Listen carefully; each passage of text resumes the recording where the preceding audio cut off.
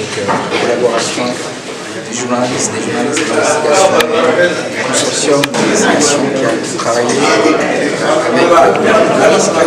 sur les scandales de Panama Papers et sa communication nationale, notamment le cas de la CNRTS. Nous allons choisir ce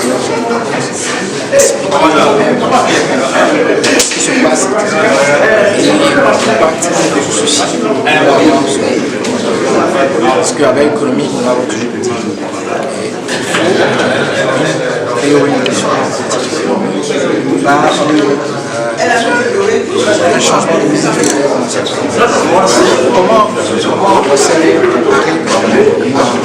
à transférer des sommes du pays? Il faut comprendre la structure nationale de la scène que nous avons pu faire apparaître 2 ou 3 entreprises, notamment qui est l'homme militaire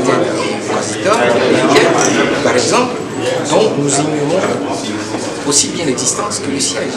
Personne ne sait qui dirige ces entreprises, de quelle nature sont ces entreprises, alors que ces 2 entreprises perçoivent plus de 2 milliards de dividendes.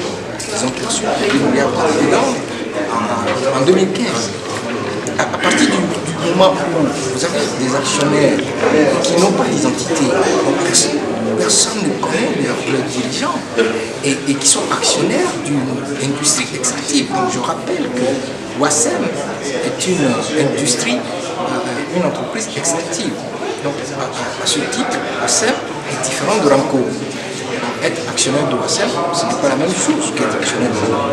Donc à partir du moment où vous ne connaissez pas ces actionnaires, leurs identités, c'est clair qu'il y a probablement une méthode qui a été déjà expliquée avec le rapport de GFI qui leur permet de faire sortir de l'argent et nécessairement avec, je dirais, le soutien entre guillemets des autorités du pays. Parce que nous l'expliquons pas vraiment que ce genre de flux puisse sortir du pays de façon illégale.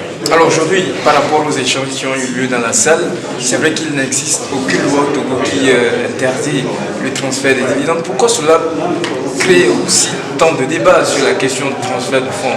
Parce que ça fait partie de l'évasion fiscale. Lorsque vous avez une entreprise qui opère au Togo, le minimum c'est que les ressources générées par l'exploitation de cette entreprise profitent au pays dans sa diversité, notamment les banques, etc., les fournisseurs, les sous-traitants, que cette liquidité puisse profiter à tout le monde. À partir du moment où l'ensemble de cette liquidité sort du pays, eh bien, même le Trésor a des problèmes, ce qui fait que ça accroît considérablement le déficit budgétaire. Il y a une corrélation claire entre l'évasion fiscale et l'accroissement du déficit budgétaire d'un pays. C'est ce que les gens ont. Et lorsque vous avez un niveau de recettes non fiscales aussi faible que le nôtre, qui représente environ 5,75% du budget, alors que nous avons des industries minières dans le pays, comment voulez-vous sortir de la pauvreté ou comment voulez-vous émerger? Ce n'est pas possible. Il nous faut, au jour d'aujourd'hui, changer de business model dans le secteur minier, de manière à ce que nous relevons le niveau de notre recette fiscale et atteindre au moins 20% à 25% du budget en termes de recette fiscale. Donc la situation est préoccupante et nous estimons que ce scandale qui vient juste de peine de commencer interpelle les autorités.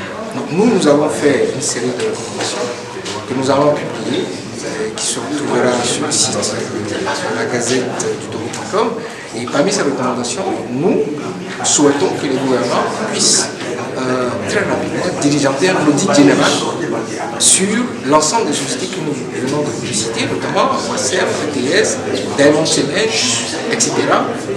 Et dans cet audit général, nous souhaitons que soit fait un audit social, un audit fiscal, un audit financier, un audit de l'actionnariat, pour qu'on connaisse dans leur exhaustivité la nature, l'identité de tous les actionnaires de Wasem. Parce que c'est une industrie extractive qui exploite les minerais, les ressources minières de tout le pays, de tous les Togolais, du sud au nord, de l'est à l'ouest. Bon, alors, M. Koumou, une question de profane. Quel est le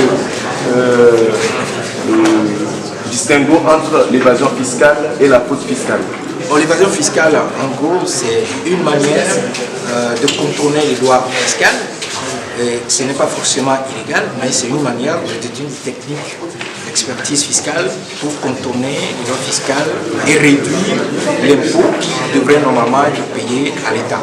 Tandis que la fraude fiscale, c'est la violation des lois fiscales pour pouvoir, en complicité avec l'autorité fiscale, dans la plupart des cas, c'est la violation des lois fiscales. C'est la différence entre la fraude fiscale et la fraude fiscale. Mais il faut préciser que la plupart du temps, dans un processus d'évasion fiscale, il existe toujours la fraude fiscale.